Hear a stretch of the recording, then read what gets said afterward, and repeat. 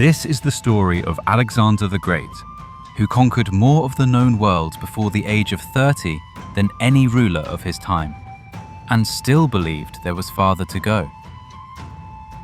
What followed was not just conquest, but an unrelenting drive to push beyond every horizon, carrying him farther than anyone before him, and towards an ending few could imagine. So sit back and relax as we take you on an epic journey through the extraordinary life of Alexander the Great.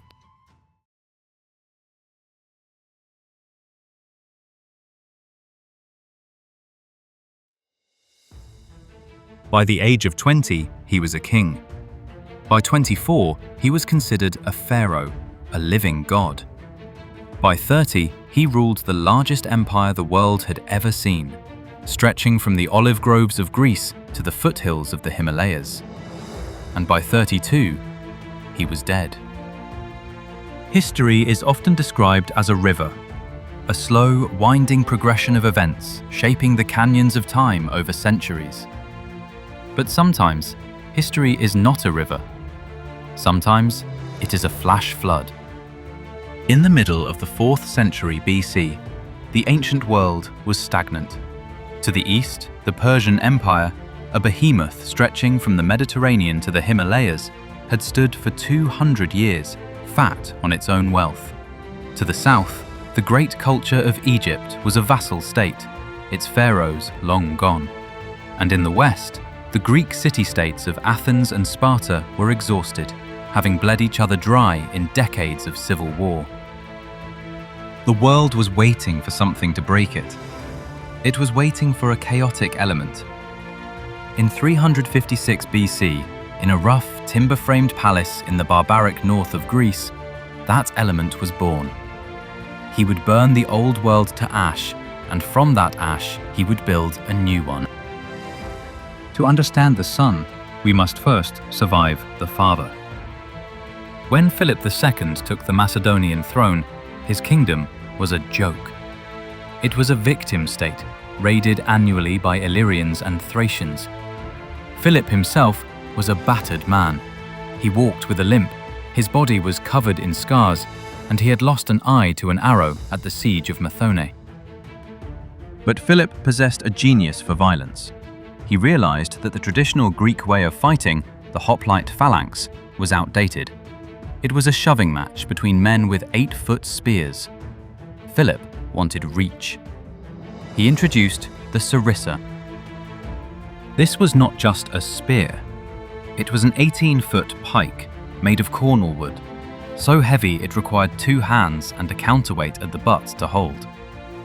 When Philip's men leveled these pikes, they created a bristling wall of iron tips that projected 5 rows deep. No sword could reach them. No horse would charge them. He took illiterate shepherds, drilled them until they could march in silence, and turned them into the first professional army in European history. He built the engine. All he needed was someone to drive it. If Philip provided the biology, the psychology came from the mother. Olympias was a princess from Epirus, a land considered wild and mystical. She was a devout initiate of the Dionysian mysteries, cults that worshipped the god of wine and madness through ecstatic dance and trance. Plutarch, the ancient biographer, tells us that Olympias kept tame snakes in her bed.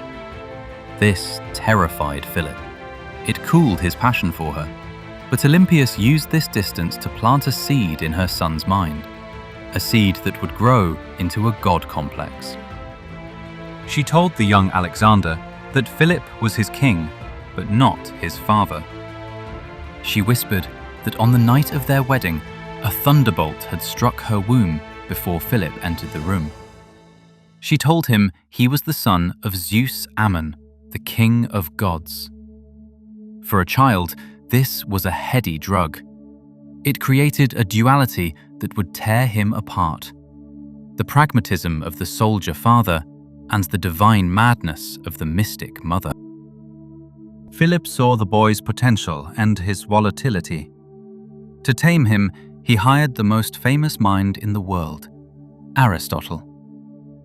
At the precinct of the nymphs at Mieza, the philosopher taught the prince biology, ethics, and politics. But Aristotle also taught him a dangerous ethnocentrism. He taught that Greeks were born to rule, and barbarians, the Persians, were born to be slaves. He gave Alexander a copy of Homer's Iliad, which Alexander annotated and kept under his pillow next to his dagger. He didn't just read about Achilles, he decided he was Achilles. We see his character clearly in the taming of Bucephalus. The horse was a massive black Thessalian stallion priced at 13 talents, a fortune that could pay a regiment for a month. It was wild, rearing, unrideable. Philip ordered it taken away. The teenage Alexander shouted, "What a horse they are losing for want of skill and spirit to manage him!" Philip challenged him. Alexander had noticed what the adults had missed. The horse was shying away from its own shadow. He turned Bucephalus toward the sun, soothing the beast, and mounted him. When he rode back to the group, Philip wept, not with joy, but with realization. He told his son, "Look for a kingdom equal to yourself, my boy. Macedonia is too small for you." Alexander didn't wait for the throne to prove himself. In 338 BC, at the age of 18, he commanded the companion cavalry at the Battle of Chaeronea. This was the decisive clash for the soul of Greece. On one side, Philip's Macedonia. On the other, the combined might of Athens and Thebes. Facing Alexander was the Sacred Band of Thebes. This was an elite special forces unit comprised of 150 pairs of male lovers. They had never been defeated. They fought with the ferocity of men protecting their partners. Philip commanded the right, feigning a retreat to draw the Athenians out. But Alexander on the left saw the gap open. He didn't wait for orders. He led the charge personally, slamming into the Sacred Band. It was a slaughter. Of the 300 men in the Sacred Band, 254 were found dead on the field, all facing forward. Alexander had wiped out the greatest warriors in Greece before he was old enough to grow a full beard. But victory brought danger. Philip, seeking to stabilize his empire, married a young Macedonian noblewoman named Cleopatra. At the wedding feast, her uncle, Attalus, drunk on wine, raised a toast. "To the union. May it bring forth a legitimate heir to the throne." It was a direct insult. Alexander was half Epirot. He was being called a bastard. Alexander hurled his cup at Attalus. Philip, enraged, drew his sword to kill his own son. But the king was so drunk, he tripped and fell. Alexander stood over his father and sneered, "Look there, the man who prepares to cross from Europe to Asia cannot even cross from one clime to another." The tension simmered until October 336 BC. At the wedding of his daughter, Philip entered the theatre of Aigai alone, walking without bodyguards to show his confidence. A disaffected bodyguard named Pausanias rushed from the crowd. He drove a Celtic dagger between Philip's ribs. The king fell dead instantly. Alexander was proclaimed king on the spot. He was 20 years old. The first act of the new king was a bloodbath. He ordered the execution of Pausanias. He had his cousin Amyntas killed. He killed 2 princes of Lynkestis, and while he was campaigning in the north, his mother Olympias took charge of Philip's young wife and infant daughter. She had the child killed in its mother's lap and forced the mother to hang herself. Alexander was furious at the messiness of it, but he did not punish his mother. The rivals were gone. But the Greek city-states, hearing rumors that Alexander was dead, revolted. Thebes, the city of Hercules, declared independence. Alexander marched his army 300 miles in 14 days. He appeared outside the gates like a ghost. The Thebans called him a tyrant from the walls. Alexander's response was total war. He breached the walls and unleashed his men. It wasn't a battle, it was an extermination. 6,000 Thebans died in the streets. He razed every building to the ground, sparing only the house of the poet Pindar. He sold 30,000 men, women, and children into slavery. He wiped a major civilization off the map to send a single letter to Athens: submit. Greece was silent. The treasury was empty, and the army was restless. Alexander looked east. In the spring of 334 BC, he boarded his flagship. He was 22 years old. He owed 1,300 talents. He had supplies for only 30 days. Against him stood the largest, richest empire humanity had ever known. As his ship neared the coast of Troy, he stood at the prow, dressed in full armor. He threw his spear. It arced through the air and buried itself in the sand of Asia. He leapt into the surf, claiming the entire continent as Spear Won Land. The prelude was over. The war for the world had begun. Before the fighting, Alexander made a detour to the ruins of Troy. He visited the tomb of his hero, Achilles. In a bizarre ritual, he and his lover Hephaestion ran naked around the ancient grave, anointing it with oil. Hephaestion honored Patroclus, while Alexander honored Achilles. It was a clear signal to his men and the world.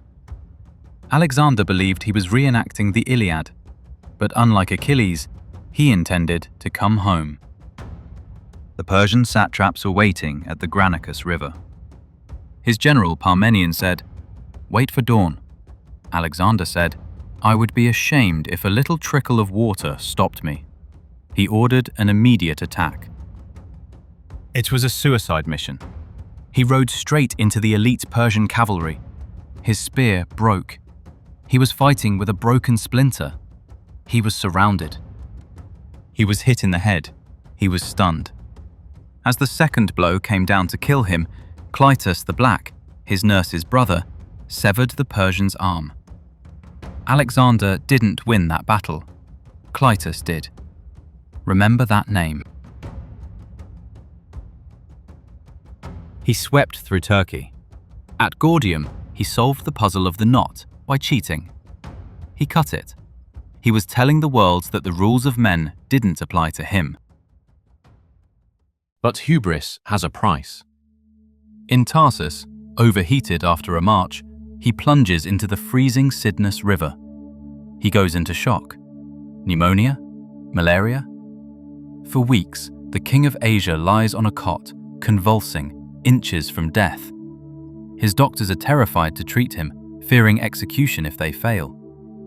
Only one, Philip the Acarnanian, risks giving him a purgative potion. Alexander drinks it while handing Philip a letter accusing the doctor of poisoning him, trusting him with his life while staring him in the eye. He recovers just in time. Darius III has finally arrived. The great king brings an army that shakes the earth. But Darius makes a catastrophic mistake. He follows Alexander into a narrow coastal strip at Issus.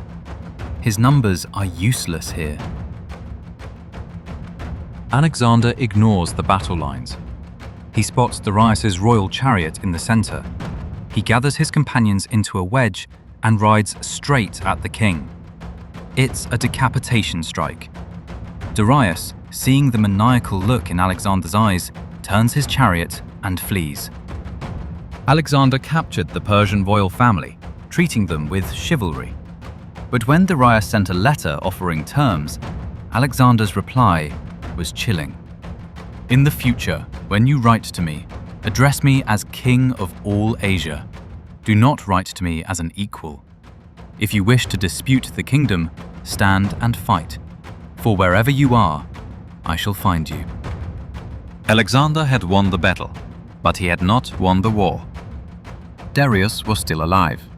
The massive Persian navy still controlled the sea, and in front of him lay the impenetrable island fortress of Tyre.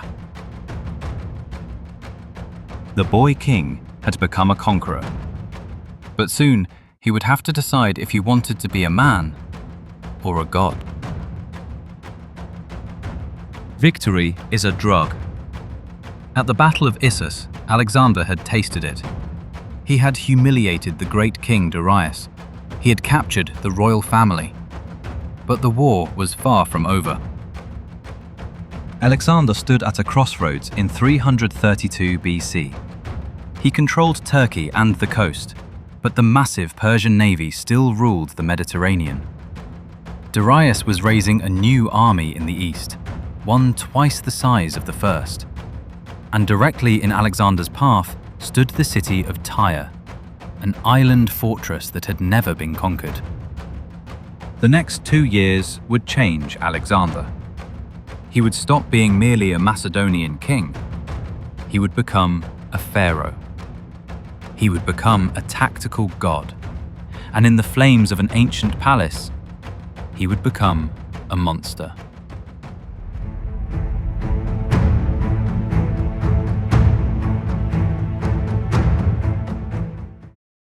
Tyre was the jewel of Phoenicia. It was an island city, half a mile off the coast, surrounded by walls 150 feet high. When Alexander asked to sacrifice at their temple, the Tyrians refused. They felt safe behind their water and stone. They killed Alexander's envoys and threw their bodies off the walls into the sea. Alexander didn't have a navy strong enough to assault them, so he decided to change geography. He ordered his engineers to build a mole, a land bridge from the mainland to the island. He was going to turn an island into a peninsula by hand. For 7 months, thousands of men dumped rocks, timber, and dirt into the ocean. It was a nightmare. The water deepened as they went. The Tyrians sent ships to harass the workers. They sent divers underwater to cut the anchor ropes of the Macedonian protection ships. It was the first instance of frogman warfare in history. The Tyrians were ingenious. They took an old horse transport ship, filled it with pitch, sulfur, and oil, and set it on fire. They rammed it into Alexander's siege towers. The resulting inferno destroyed months of work in an hour. Alexander didn't quit. He rebuilt the towers. He gathered a fleet from Cyprus. He mounted catapults on ships, inventing naval artillery. When the mole finally reached the walls, the assault was apocalyptic. The Tyrians heated sand in great bronze cauldrons until it was red hot, then poured it onto the attackers. The sand slipped through the armor and cooked the men alive. But the Macedonians were relentless. They breached the southern wall. Enraged by the months of delay and the torture of their comrades, the army went berserk. They slaughtered 8,000 Tyrians in the streets. But the killing didn't stop when the fighting ended. Alexander marched 2,000 military-age survivors down to the beach and crucified them. Miles of dying men lining the coast. The message was written in blood: "Do not waste my time." He continued south to Gaza. The commander there was Battis, a eunuch loyal to Darius. He held out for weeks. During the siege, a bird dropped a stone on Alexander's shoulder. An omen, the seers said, that he would take the city but be wounded. They were right. Alexander was shot through the shoulder with a catapult bolt. When Gaza fell, Battis was brought before Alexander. Battis refused to kneel. He didn't say a word. He just stared at Alexander with contempt. Alexander snapped. He ordered bronze rings to be bored through Battis's ankles. Channeling his ancestor Achilles, who dragged Hector's body around Troy, Alexander tied the living Battis to the back of his chariot and dragged him around the city walls until he was shredded to pieces. The hero of the Iliad was becoming a butcher.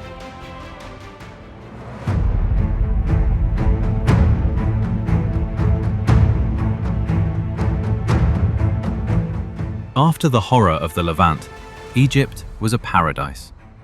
The Egyptians hated the Persians, who had disrespected their gods. They welcomed Alexander as a liberator. In Memphis, the priests crowned him pharaoh. On the coast, he found a small fishing village near a natural harbor. He decided to build a city there. He laid out the street plan himself. Lacking chalk, his men used barley flour to mark the lines.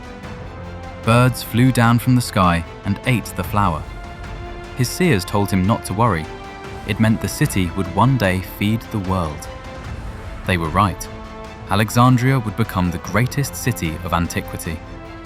But Alexander was searching for something else. He undertook a dangerous 300-mile trek into the deep Libyan desert to the oasis of Siwa, home to the oracle of Zeus Ammon. The journey was a disaster. They ran out of water. A sandstorm buried the trail. Legend says 2 ravens appeared and guided the party to the oasis. When he arrived, the high priest greeted him. This is a crucial moment. The priest, trying to speak Greek, likely intended to say, "O Paidion," "O my son." But he slipped up and said, "O Paidios," "O Son of God." Alexander liked the mistake. He entered the shrine alone.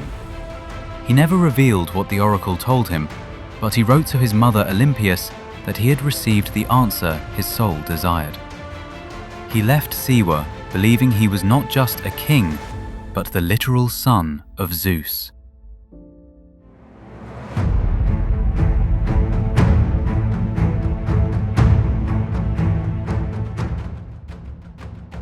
Spring, 331 BC.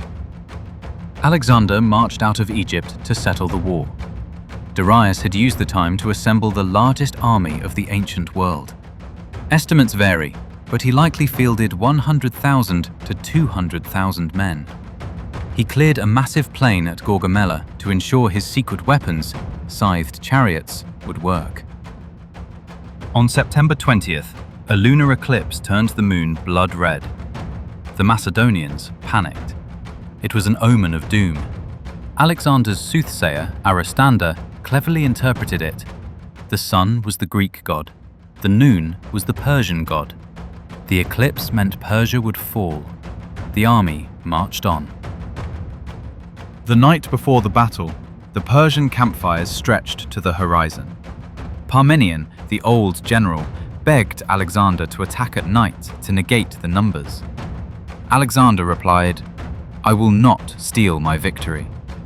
He slept so soundly that his generals had to wake him up well after sunrise. The battle began with Darius launching his scythed chariots, wheels fitted with razor-sharp blades. But the Macedonians had trained for this. As the chariots approached, the phalanx simply opened its ranks, creating lanes, mousetraps. The horses, following the path of least resistance, ran harmlessly through the gaps to be slaughtered in the rear. Then, Alexander made his move.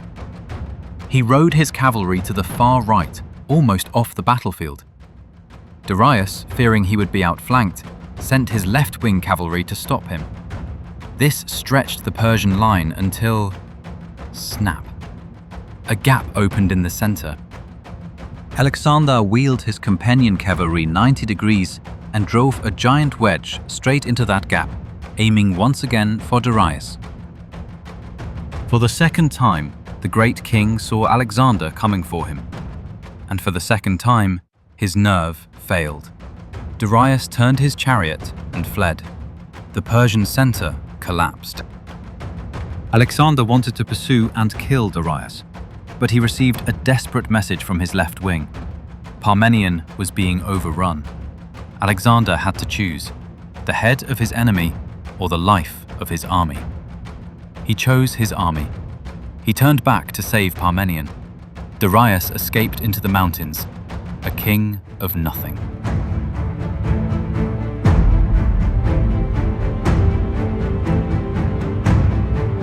The war was effectively won.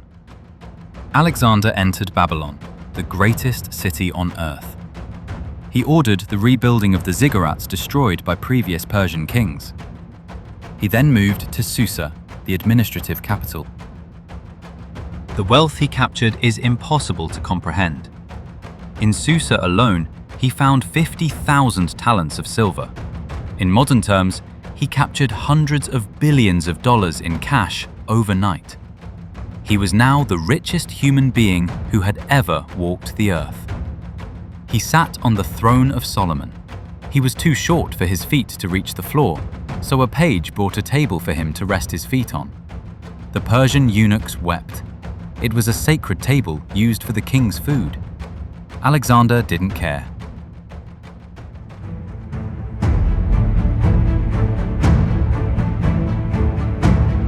But one capital remained: Persepolis, the spiritual heart of the empire. To get there, he had to cross the Zagros Mountains in winter. At the Persian gates, a heroic satrap named Ariobarzanes held the pass with a handful of men. It was the Persian Thermopylae. For a month, they stopped the conqueror cold. Alexander eventually found a shepherd to show him a goat path around the rear. He surrounded the Persians and slaughtered them to the last man. Alexander entered Persepolis in early 330 BC. He stayed for 4 months, but on his last night, a drunken feast turned into a nightmare. The historian Curtius Rufus tells the story. Thais, an Athenian courtesan traveling with the army, stood up. She reminded Alexander that Xerxes had burned Athens 150 years ago. She said it would be the ultimate revenge if a woman's hand destroyed the pride of Persia. Drunk, urged on by the crowd, Alexander grabbed a torch. He led a procession to the palace of Xerxes and threw the first brand.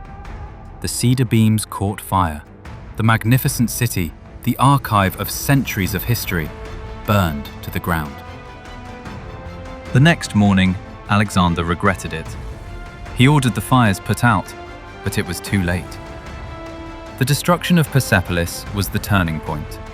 The Greek liberator was gone. The Asian despot had risen from the ashes. Darius was a fugitive. The empire was conquered. The men wanted to go home. But Alexander looked at the map and saw blank space to the east. He wasn't done. He would drag his exhausted army into the meat grinder of Afghanistan, through the snows of the Hindu Kush, and to the very edge of the world. The war was supposed to be over. The great king was defeated. Persepolis was a smoking ruin. The men of Macedonia sat on piles of gold, dreaming of their vineyards back home. But their king was dreaming of something else. Alexander looked at the horizon and saw not an ending, but a beginning. He believed he was destined to reach the great outer ocean, the literal end of the world. To get there, he would have to drag his exhausted army through the frozen passes of the Hindu Kush, into the guerrilla hell of Afghanistan, and finally, into the monsoon-soaked slaughterhouse of India. July 330 BC. Alexander chased the fugitive Darius III for hundreds of miles. He wanted to capture him alive to legitimize his rule. But when he finally caught the royal wagon near Hecaton Pylos, he found the great king dead, stabbed by his own cousin, Bessus. Alexander wept. He took off his own royal cloak and covered the body. He sent Darius back to Persia for a royal burial. He then declared a new war, not of conquest, but of vengeance. He would hunt down Bessus, the usurper. The war changed. It was no longer set-piece battles against armies. It was a brutal counterinsurgency in the mountains of Afghanistan, Bactria, and Uzbekistan, Sogdiana. local warlords led by Spitamenes fought a guerrilla war. They ambushed supply lines. They massacred garrisons. Alexander responded with genocide. He burned villages. He killed every military-age male in rebellious regions. It took 2 bloody years to pacify the region. In the end, he caught Bessus.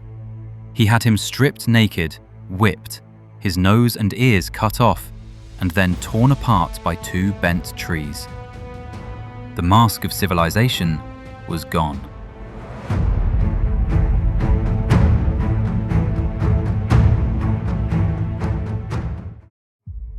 The last resistance held out at the Sogdian Rock, a fortress on a sheer cliff. The defenders mocked Alexander. "You will need soldiers with wings to take this." Alexander asked for volunteers. 300 men climbed the sheer face at night using iron tent pegs. 30 fell to their death in the snow. At dawn, Alexander pointed up. "Look," he said, "I have found my men with wings." The fortress surrendered. Inside he found Roxana, a barbarian princess. He married her, a political move that disgusted his generals. The marriage to Roxana is one of the most romanticized yet politically controversial moments in Alexander's life. It marked the definitive point where Alexander stopped acting like a Macedonian king and started acting like a global emperor, willing to blend cultures even if it enraged his own men. Roxana, or Hoshanak, meaning little star in Bactrian, was the daughter of Oxyates, a powerful Sogdian warlord. She was not Persian royalty.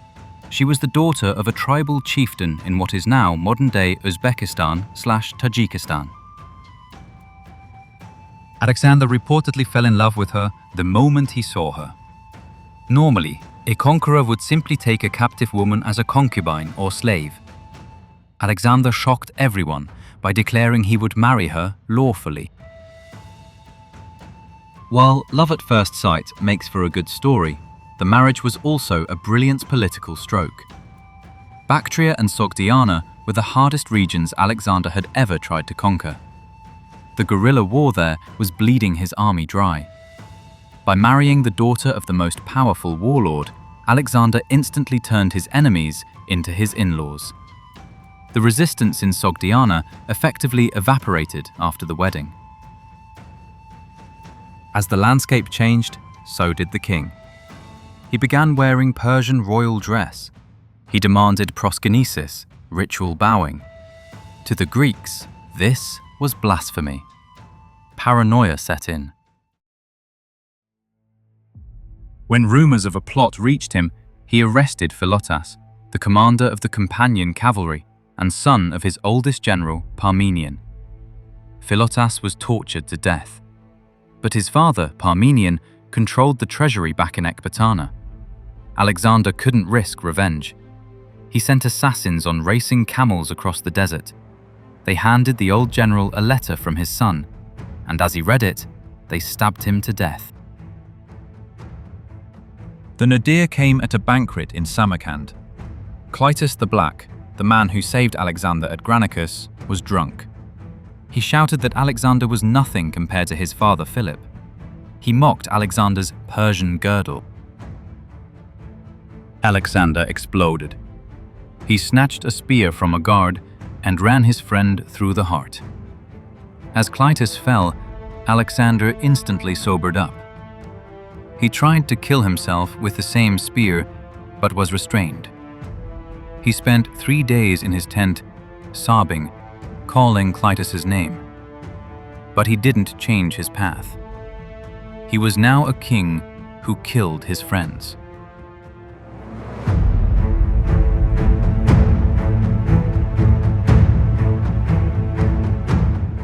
In 327 BC, he crossed the Hindu Kush into India, modern Pakistan. He burned his own baggage train to force the army to move faster. He was chasing the ocean. But in the Punjab, he met a king who didn't fear him: Porus.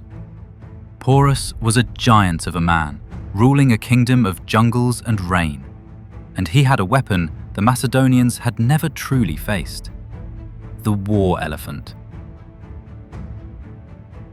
The Battle of the Hydaspes was Alexander's hardest fight.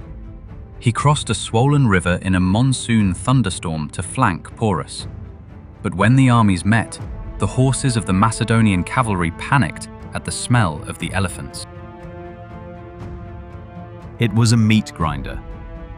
The phalanx had to lock shields and advance into a wall of beasts. Men were trampled, impaled, and thrown. The Macedonians had to use axes to chop at the elephants' trunks and feet. They won, but at a terrible cost. Porus surrendered, covered in wounds. Alexander asked how he should be treated. Porus replied, "Like a king." Impressed by Porus's bravery and his famous retort, "Treat me like a king," Alexander appointed him as the satrap, client king, of his own lands. Alexander conquered several neighboring territories and tribes, including the land of Porus's nephew and rival, also named Porus, and added them to Porus's domain. By the time Alexander left India, Porus controlled a massive territory, stretching from the Hydaspes, Jhelum River, to the Hyphasis, Beis River. This area reportedly contained over 5,000 cities and villages. Porus remained a loyal ally to Alexander for the remainder of the Macedonian campaign in India. When Alexander faced mutiny at the Hyphasis River, Porus provided supplies and support. He helped construct and supply the fleet that Alexander used to sail down the Indus River toward the ocean. They pushed on, but at the Hyphasis River, rumors spread of the Nanda Empire further east, an empire with 4,000 war elephants. Alexander ordered the advance. The army sat down. They had marched 11,000 miles. It had been 8 years. They were rich, but they were broken. Their general, Coenus, spoke for them. "Sir, we have conquered the world. Please, let us go home." Alexander screamed. He threatened. He sulked in his tent for 3 days like Achilles, but the men held firm. The conqueror of the world was defeated by the silence of his own men. He built 12 massive altars to the gods, marking the limit of his empire, and turned back. The journey back was not a retreat. It was a rampage. At a Malian fortress, impatient with the siege, Alexander climbed a ladder alone and jumped inside the city walls. He fought alone against an army. An arrow pierced his lung. He collapsed.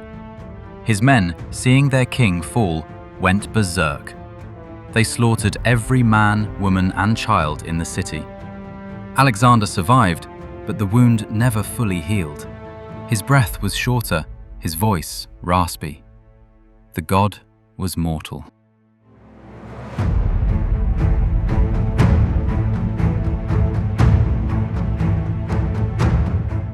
To punish his men for the mutiny, or perhaps to emulate Cyrus the Great, Alexander marched the army home through the Gedrosian desert.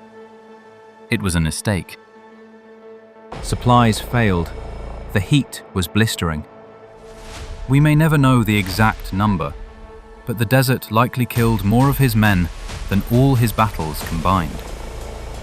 In a famous moment, a soldier found a helmet with a little muddy water and offered it to the king. Alexander poured it into the sand. "It is no use for one to drink," he rasped, "when so many thirst." It was a gesture of solidarity, but it didn't save the dead.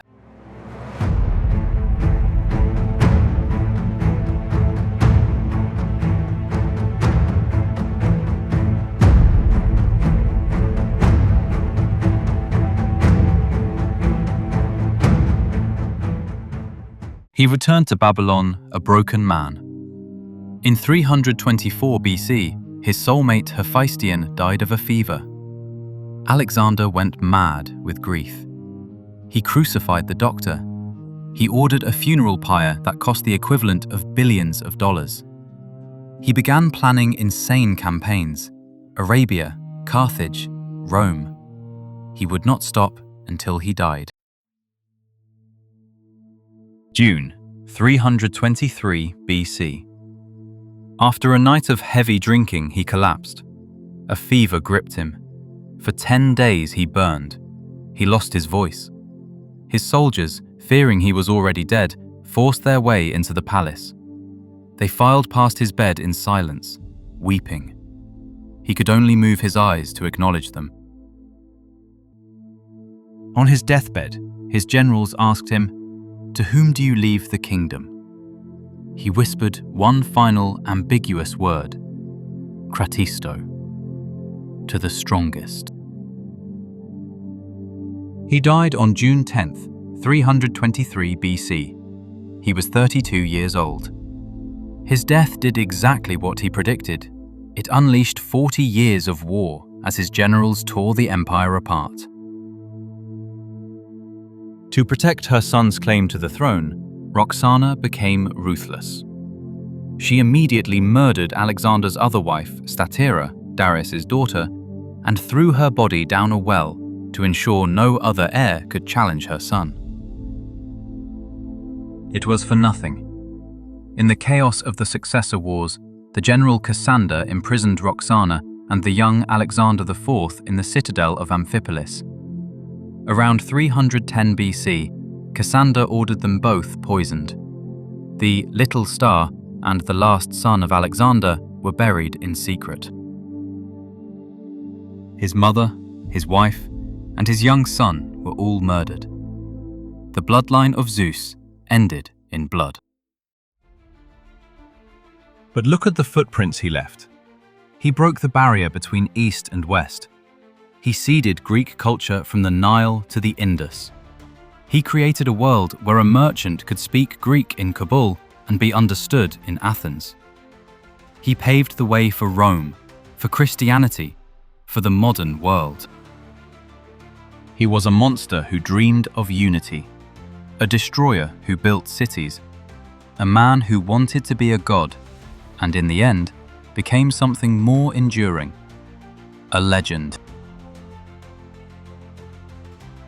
The Romans saw a god to be emulated.